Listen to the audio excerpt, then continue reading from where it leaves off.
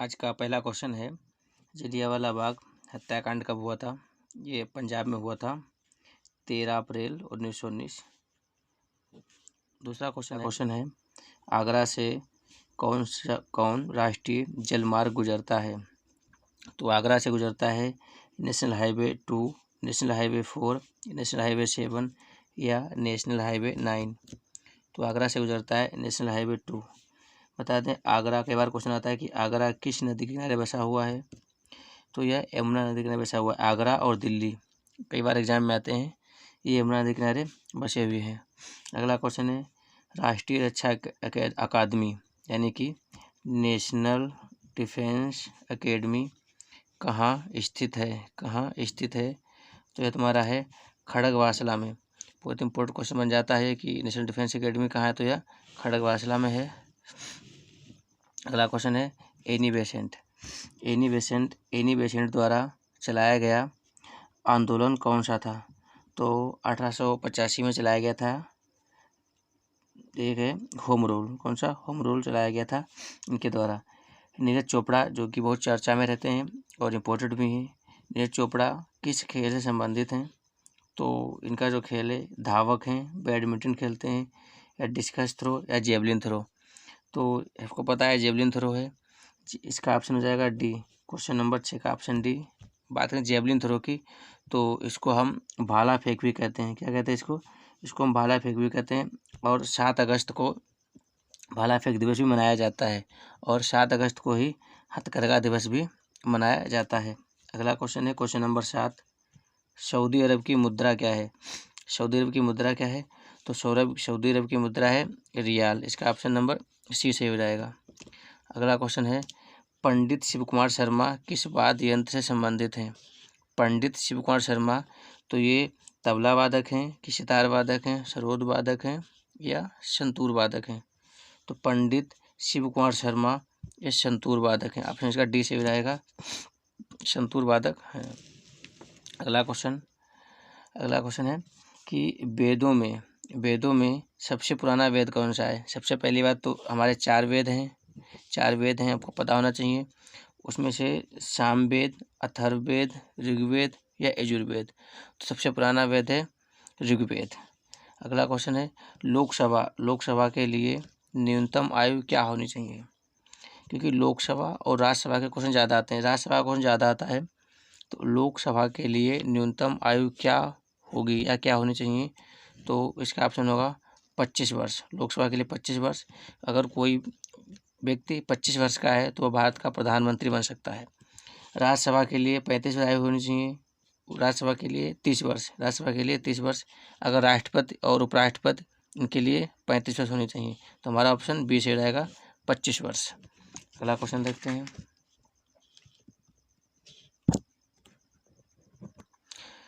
Question number 11 है, Rangaswamy cup किस खेल से संबंधित है?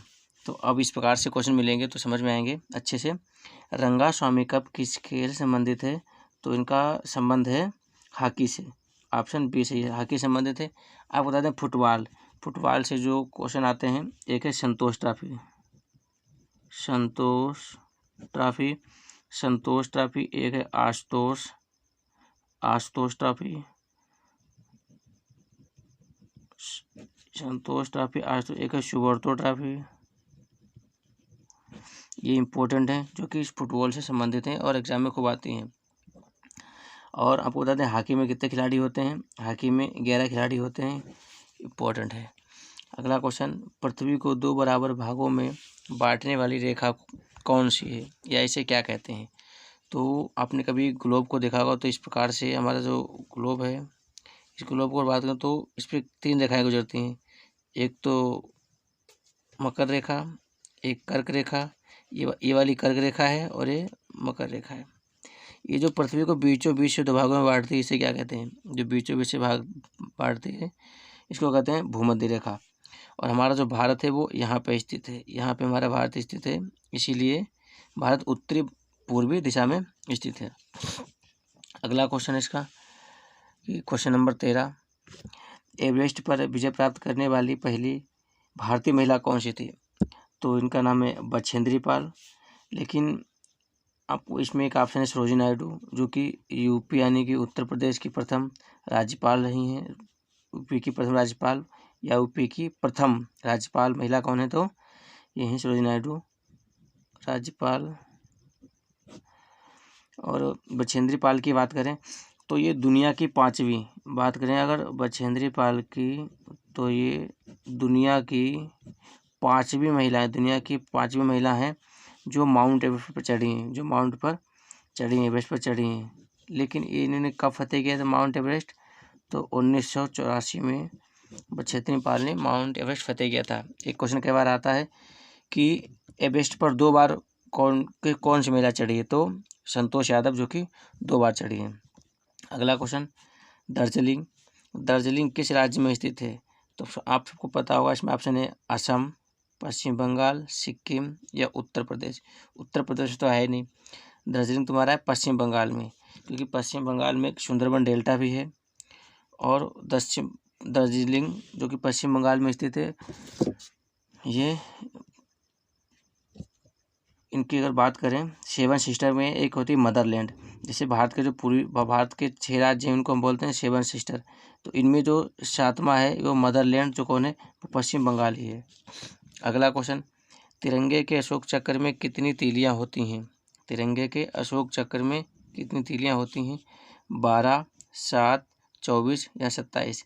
इसका सही ऑप्शन हो जाएगा 24। अब कई बार पहली बात तो तिरंगे की बात आई, तो तिरंगा संविधान में कब बनाया गया था, तो यह 22 जुलाई 1947 को अपनाया गया था। अच्छा, ये तिरंगे, एक और क्वेश्चन आता है कि तिरंगे की लंबाई चौड़ाई का अनुपात क्या है, तो 3:2 इसका अनुपात है। ठीक है। क्वेश्चन नंबर 16, भाग 2 सामान्य विज्ञान।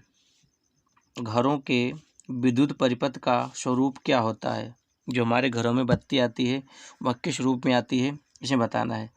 तो जो घरों में विद्युत आती है वो आती है श्रेणी क्रम में या पार्श्व क्रम में या मिश्रित क्रम में या इनमें से कोई नहीं, तो आती है पार्श्व क्रम में।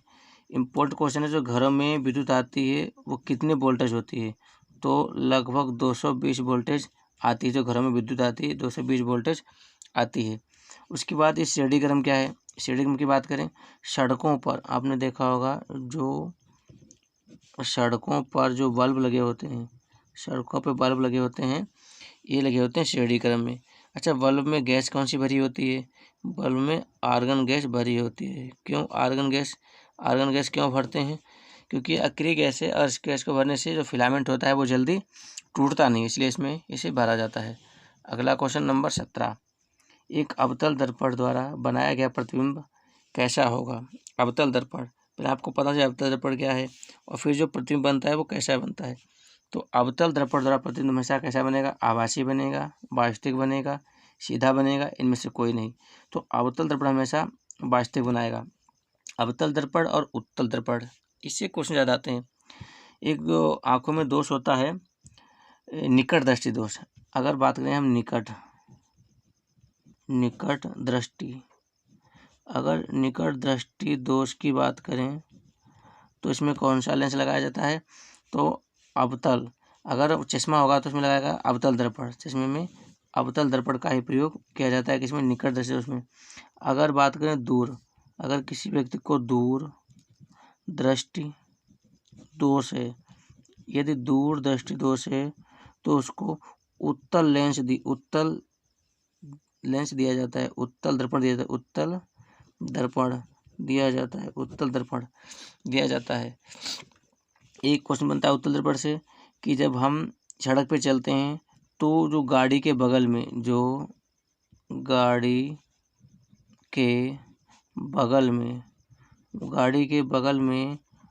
कौन सा दर्पण लगाया जाता है, तो गाड़ी के बगल में भी हम लगाते हैं उत्तल दर्पण, ताकि साफ साफ देख सके पीछे कौन है, उत्तल दर्पण का ही प्रयोग किया जाता है।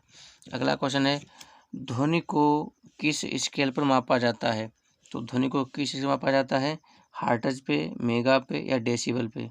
तो ध्वनि को हम डेसिबल में मापते हैं कि कितनी ध्वनि है, इसको हम डेसिबल्स पे माप सकते हैं। अगला क्वेश्चन नंबर 19 है, निश्चित दिशा में वस्तु की स्थिति के परिवर्तन को क्या कहते हैं? वेग कहते हैं, त्वरण कहते हैं, द्रव्यमान कहते हैं, या फिर दोनापति इनमें से कोई नहीं। तो इसका ऑप्शन है इनमें से कोई नहीं, क्योंकि निश्चित दिशा में वस्तु की स्थिति के परिवर्तन की जो दर है उसको हम क्या कहते हैं? उसको हम गति कहते हैं। तो इनमें से कोई नहीं, आप यहाँ लिख लें गति, उसे हम गति कहते हैं। ठीक है। एक गैलन में कितने लीटर होते हैं? तो एक गैलन में कितने लीटर होते हैं? तो एक गैलन में होते हैं 4.5 लीटर या 4.456 लीटर या 5.123 लीटर या फिर 6.234 लीटर। इसका सही ऑप्शन रहेगा 4.454 लीटर, यानी कि 4.546 लीटर होते हैं एक गैलन में। अगला क्वेश्चन है क्वेश्चन नंबर 21। वायु में ध्वनि की चाल क्या होगी? वायु में ध्वनि की चाल सब में अलग अलग होती है। तो वायु में 325 मीटर पर सेकेंड, 332 मीटर पर सेकेंड या 232 मीटर पर सेकेंड या 340 मीटर पर सेकेंड। तो वायु में जो ध्वनि की चाल होगी वो क्या होगी? 332 मीटर पर सेकेंड। ऑप्शन बी से रहेगा। अब आपको बता दें स्टील ध्वनि की चाल सबसे अधिक, यानी कि सबसे अधिक किसमें होगी? सबसे अधिक किसमें होगी? तो स्टील में। किसमें होगी? स्टील में होती है। और स्टील की, और आप कह सकते हैं कि ठोस में, सबसे अधिक ठोस में। स्टील में क्यों? क्योंकि जो हार्न बनाए जाते हैं जो, इसलिए वो स्टील के बनाए जाते हैं क्योंकि इसमें ध्वनि का वेग सबसे अब ज़्यादा होता है। अच्छा, जो ध्वनि किसमें, जो वायु में ध्वनि चल सकती है लेकिन किसमें ध्वनि नहीं चल सकती है? तो निर्वात में ध्वनि नहीं चल सकती है, निर्वात में ध्वनि। Question number 22। एक गतिमान पिंड में इनमें से क्या नहीं पाया जाता? तो देखो, कोई अगर मान लो ये, जैसे मान लो हम एक पिंड हल्के बना दें, ये एक पिंड है। अगर हम इस प्रकार से बात करें, एक पिंड बन गया। अगर ये पिंड इस गति कर रहा है, कोई मान लो इसी पथ पर ही गति कर रहा है, लीनियर पथ है, इस पर गति कर रहा है, तो इसमें पहली बात वेग तो होगा। क्या नहीं पाया जाता है? वेग तो पाया जाएगा। गतिज ऊर्जा, जब पिंड गति करेगा धीरे धीरे मोशन में ऐसे गति करेगा तो उसमें गतिज ऊर्जा भी होगी, गति ऊर्जा होगी। स्थित ऊर्जा, अब स्थित मतलब वो रुका हुआ, तो ये रुका तो है नहीं क्योंकि ये चल रहा है, तो इसमें स्थित ऊर्जा नहीं होगी। तो हमारा क्या होगा? ये ऑप्शन नंबर सी से हो जाएगा। गतिमात्रा, तो गतिमात्रा भी होगी। एक गतिमान पिंड में इनमें से क्या नहीं पाया जाता है? तो स्थित ऊर्जा नहीं पाई जाती है।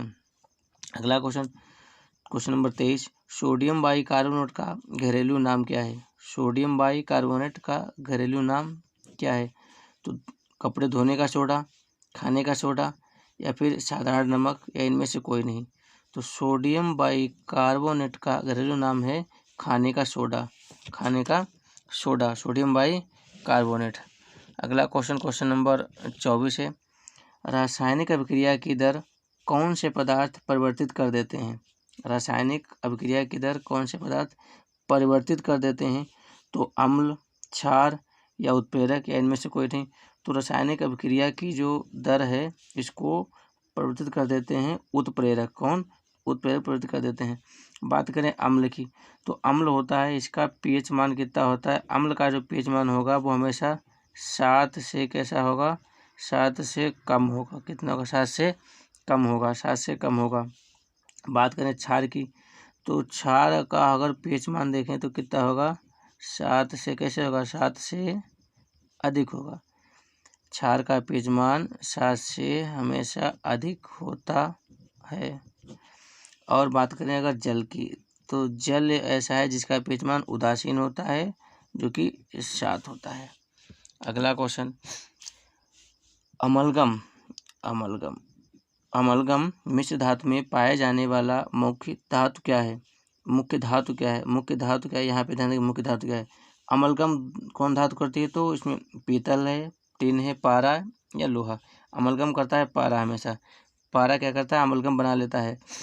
तो इसका आंसर रहेगा ऑप्शन नंबर सी। अगला क्वेश्चन नंबर 26। हंसाने वाली गैस कौन सी है?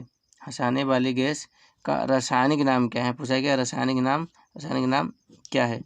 नाइट्रिक ऑक्साइड, नाइट्रस ऑक्साइड या carbon dioxide, none of this, इनमें से कोई नहीं। नाइट्रिक नहीं, इसका ऑप्शन रहेगा बी सही रहेगा, क्योंकि नाइट्रस ऑक्साइड। अगला क्वेश्चन, ग्लूकोज का रासायनिक सूत्र क्या है? ग्लूकोज का रासायनिक सूत्र क्या है?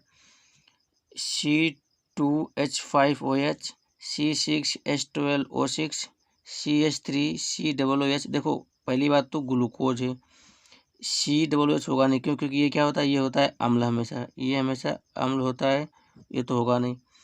अब C2H5OH ये क्या है?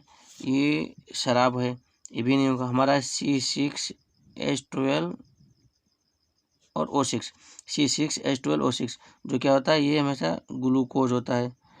ग्लूकोज ग्लूकोज कब दिया जाता है? जब खिलाड़ी थक जाता है तो उसे हम क्या करते हैं? ग्लूकोज देते हैं, ताकि इससे जल्दी एनर्जी उसे मिल जाती है। क्वेश्चन नंबर 28 देखते हैं। क्वेश्चन नंबर 28 है, कार्बन का एक अपरूप क्या है? फ्लोरीन है, क्लोरीन है, ग्रेफाइट है या हीरा है? तो इसमें है तो ग्रेफाइट भी, लेकिन जब हीरा आ जाए ऑप्शन में तो हम हीरा को ही चुनेंगे। कार्बन का एक अपरूप क्या है? तो वह हीरा हो जाएगा। क्वेश्चन नंबर 29 देखते हैं, हीमोग्लोबिन में कौन सी खनिज लवण पाई जाती है? किसमें? हीमोग्लोबिन में कौन सी खनिज लवण पाई जाती है? खनिज लवण पाई जाती है तो इसका ऑप्शन है फास्फोरस, लोहा, आयोडीन, इनमें से कोई नहीं। तो फास्फोरस तो पाई नहीं जाएगी, लोहा। हीमोग्लोबिन में क्या होता है? लोहा पाया जाता है। ऑप्शन का बी सही हो जाएगा, लोहा पाया जाता है। अगला क्वेश्चन नंबर 30 देखते हैं। क्वेश्चन नंबर 30 है, मानव शरीर की सबसे बड़ी ग्रंथि का क्या नाम है? सबसे बड़ी ग्रंथि दबाए वह ऑप्शन हो जाएगा यकृत। यकृत, क्योंकि ये सबसे बड़ी ग्रंथि मानव शरीर में यकृत। अगला क्वेश्चन है 31 नंबर क्वेश्चन, शरीर में तंत्र प्रणाली को कौन नियंत्रित करता है? तंत्र प्रणाली जो हमारे पूरे शरीर पे कंट्रोल करता है वो कौन करता है? फेफड़ा, गुर्दा, यकृत या इनमें से कोई नहीं?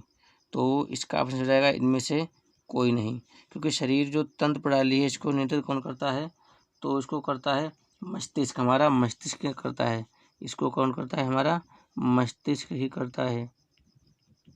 मस्तिष्क इसको नियंत्रित करता है। तो इसका ऑप्शन हो जाएगा मस्तिष्क, जो कि मस्तिष्क हो जाएगा, जो कि इनमें से कोई नहीं। आगे देखते हैं क्वेश्चन नंबर 32, सूर्य प्रकाश कौन सी विटामिन उत्पन्न करता है? तो सूर्य का प्रकाश कौन सी विटामिन देता है?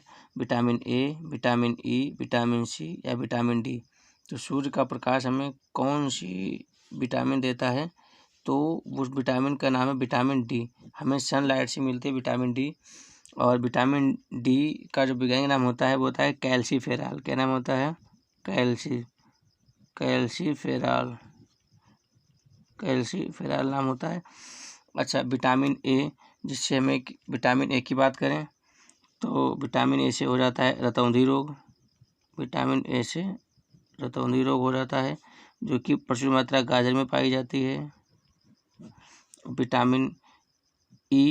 विटामिन ई को बोलते, इसका वैज्ञानिक नाम है टोकोफेरॉल।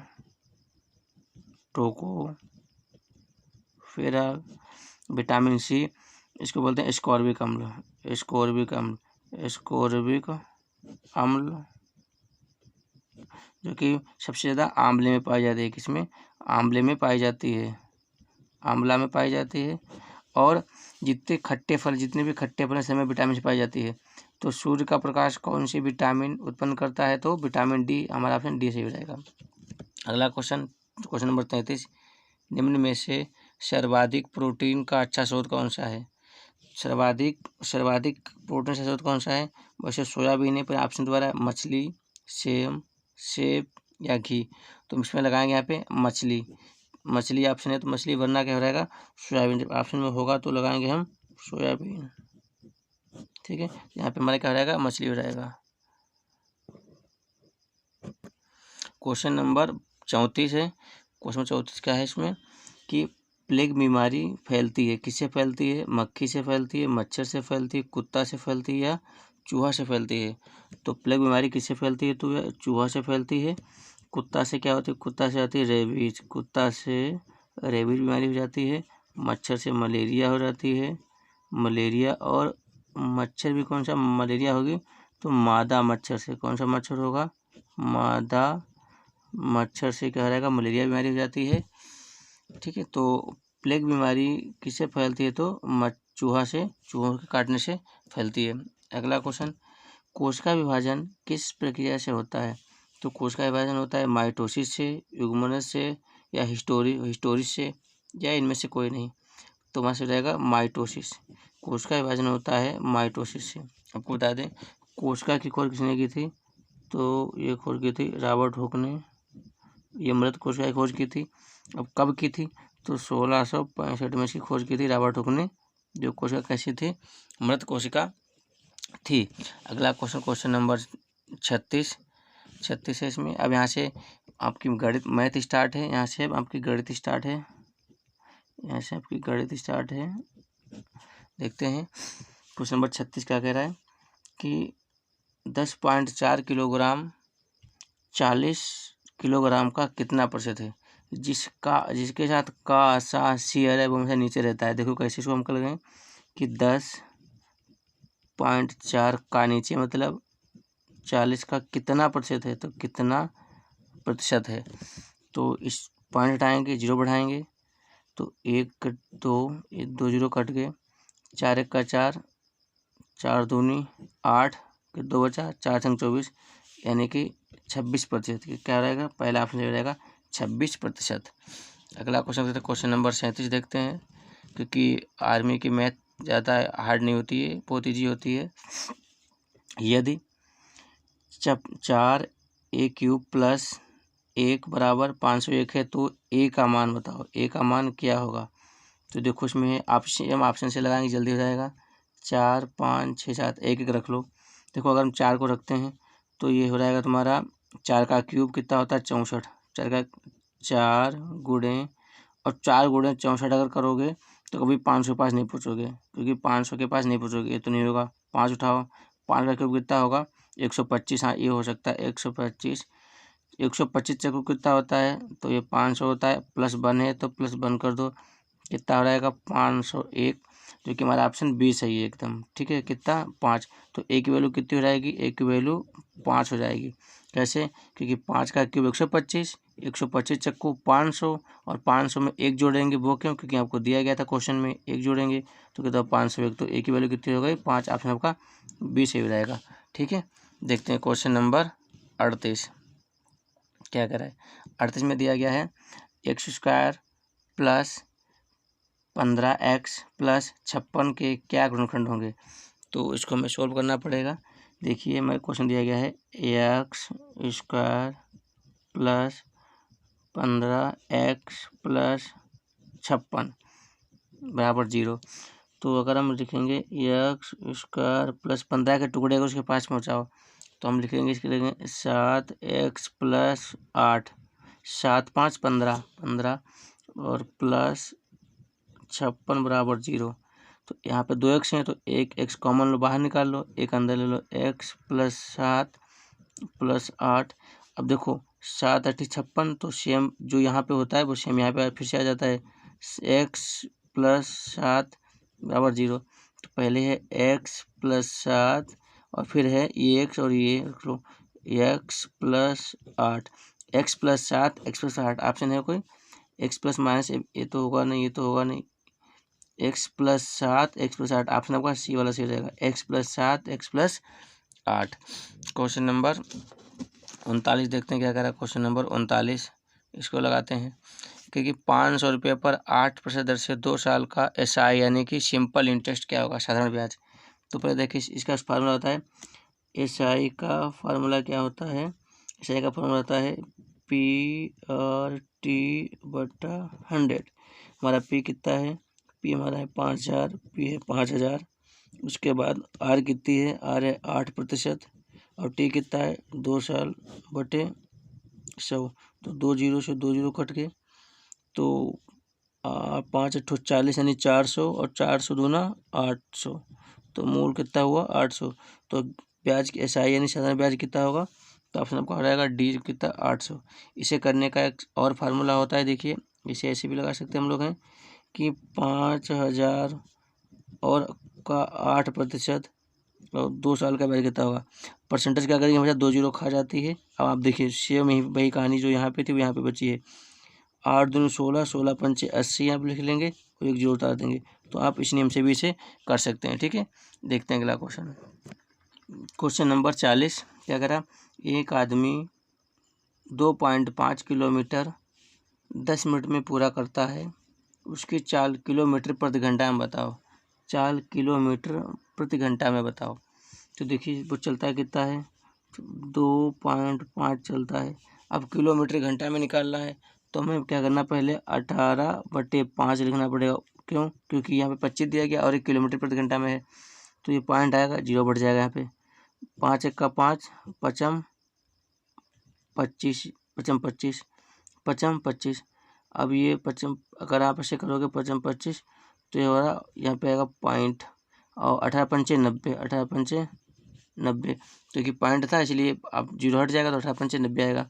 अब हमें कितना चलना है, 10 मिनट। कितनी दूर जाना है, 10 मिनट में, तो गुणे 10 मिनट। अब घंटा कितना होता है, प्रति घंटे में जाना है तो घंटा होता है 60 का, तो 1 0 कट गया, 1 0 कट गया।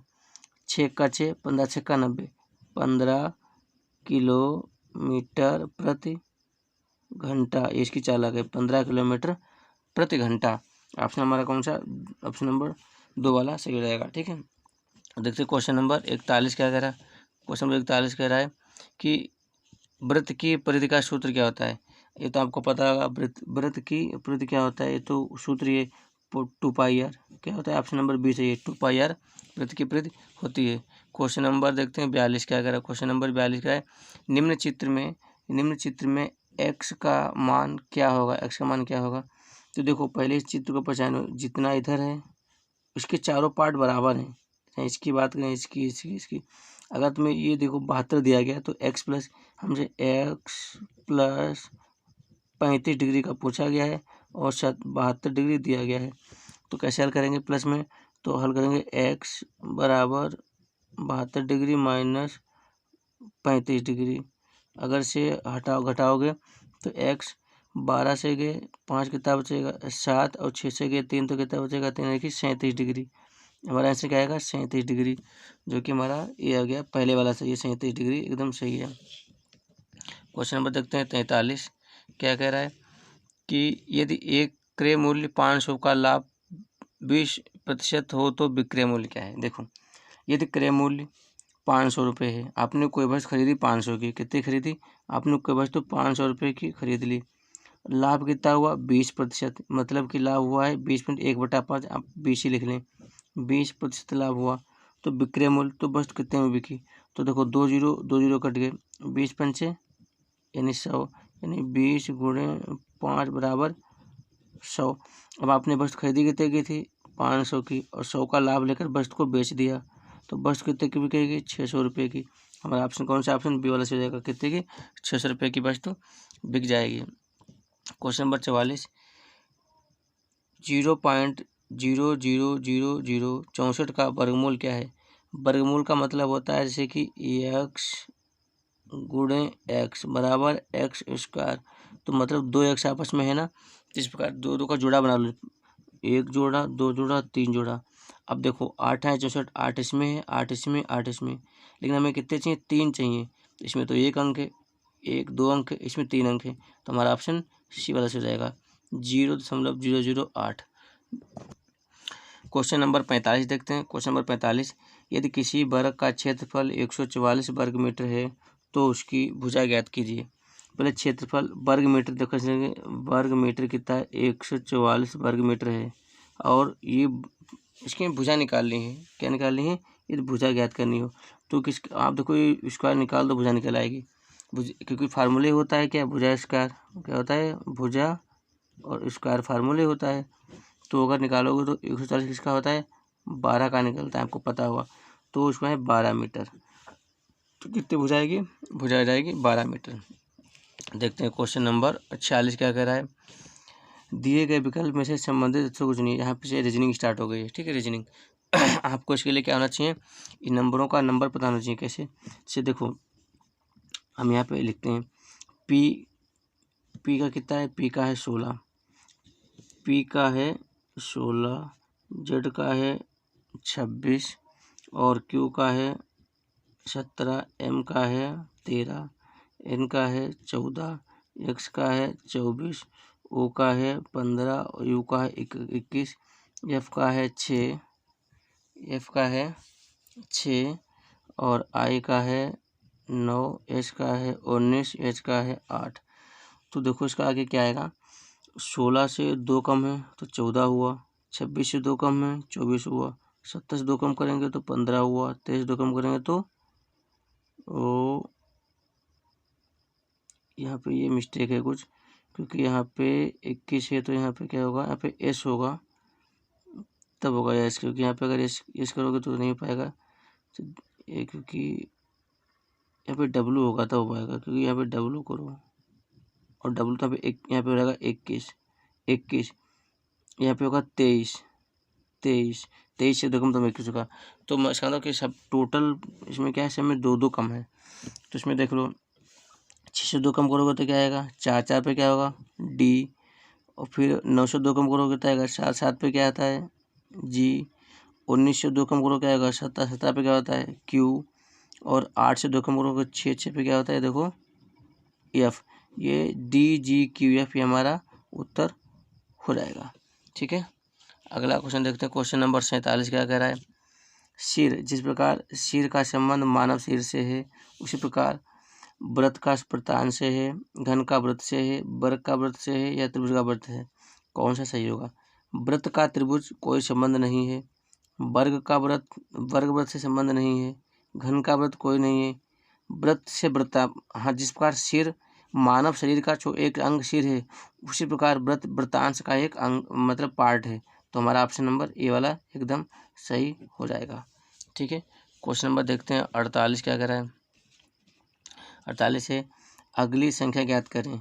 इसमें देखते हैं कैसे बनेगा, 5, 2, 6, 3, 7, ऑप्शन इसका 6, 5, 4, 3 क्या सही होगा। तो 1 और 1 2, 2 1 3, 3 1 4, ऑप्शन तो 4 है, इनको देखते हैं भी। 5 1 6, 6 1 7, 7 1 8, देखो 4 और 8 तो इसमें कहीं है नहीं, 4 है तो हमारा ऑप्शन 4 सही हो जाएगा। ठीक है, ऑप्शन कितना 4 सही हो जाएगा। अगला क्वेश्चन नंबर 49 क्या कह रहा है, 49, पी और क्यू बहने हैं, माना पी और क्यू बहने हैं, ये जो चिन्ह लगाते हैं माइनस का महिला के लिए, पी क्यू बहने हैं। ठीक, पी क्यू बहने हैं, आर और एस भाई हैं। ठीक है, आर एस भाई हैं। पी की लड़की नीचे आएगी, पी की ये लड़की है, इसको माइनस कर दो, पी की लड़की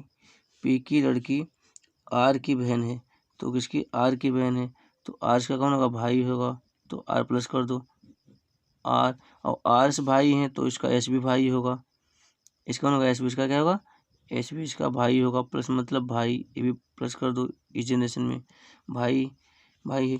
तो पी की लड़की आर की बहन है, तो फिर क्यू का संबंध एस से किस रूप में है, मतलब क्यू का संबंध एस से, ये भाई बहन है, इसकी माता हुई तो इसकी माता हुई, माता की बहन हमारी कौन होती मौसी, तो चाची बुआ या मौसी, हमारा ऑप्शन कौन सा, ऑप्शन डी सही हो जाएगा। कौन सा मौसी, ऑप्शन मौसी सही हो जाएगा। ठीक है, अगला क्वेश्चन देखते हैं। क्वेश्चन नंबर 50 और आज का लास्ट क्वेश्चन क्या कह रहा है। 50 कह रहा है कि रिएक्शन को OXQFL लिखा जाता है तो LOMBER को क्या लिखा रहेगा। इसमें इसका नंबरिंग कर लेते हैं, पता चल जाएगा क्या लिखा रहेगा। देखो नंबरिंग कैसे करेंगे, इसकी नंबरिंग से R है 18 पे, A है 1 पे, T है 20 20 पे, I 9 पे, O 15 पर है, N 14 पर है, O 15 पर है, X 24 पर है, Q 17 पर है, F 6 पर है, और बात करें L 12 पर है, K 11 पर है। इसको भी कर लेते साथ में, L 12 पर है, U 21 पर है, M 13 पर है, और B 2 पर है, E 5 पर है, और बात करें अगर R की तो R 18 पर है। तो इसको देखते हैं, 18 यहाँ पे 15 है तो 3 कम हुआ, 3 कम है, ठीक है, -3 है। फिर 1 से कितना 24 है, -3 है। फिर 20 से 17 -3 है। फिर 9 से 6 -3 है। फिर 15 से 12 -3 है। और 14 से 11 -3 है, मतलब कह सकते हैं कि इसमें टोटल -3 हुआ है। तो इसमें भी कर लो। 12 से 3 कम करोगे तो क्या आएगा, 12 से 3 कम करोगे तो बराबर आएगा 9। तो ये तो ओ है तो हो नहीं सकता, ये 11 पर नहीं हो सकता, आई दोनों में ये 2 हो सकते हैं। फिर 21 से 3 कम करो 19, यस। 21 से 3 कम करोगे तो 18, ये सही है, ये कट गया, तो हमारा डी वाला एकदम सही रहेगा। अब इसे चेक कर लेते हैं। 13 से 3 कम करेंगे 10 आएगा, सही है।